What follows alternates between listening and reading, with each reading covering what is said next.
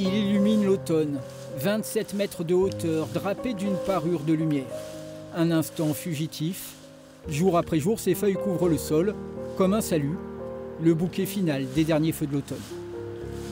Cette période de ramassage de feuilles, oui, c'est à peu près un mois à partir de fin octobre, début novembre. Ça fait une pluie de feuilles dorées, c'est très agréable à voir, surtout avec un temps pareil, c'est un vrai spectacle.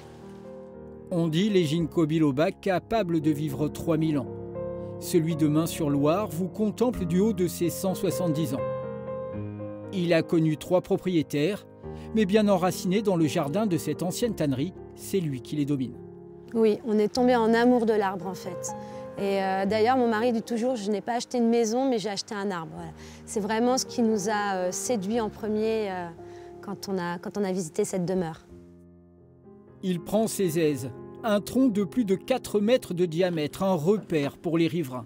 Pour les voisins qui ont le privilège de l'admirer, il peut devenir source d'inspiration. On a une pleine vue sur cet arbre-là, c'est magnifique, ça m'a même donné l'envie de le peindre, donc je l'ai peint, j'ai fait un tableau avec. Le plus difficile, c'était de peindre ces couleurs jaunes. Et il y a même l'ancienne mairesse d'ici, qui est sénatrice aujourd'hui, qui s'était moquée de moi. Elle m'avait dit « mais tu as peint un mimosa ».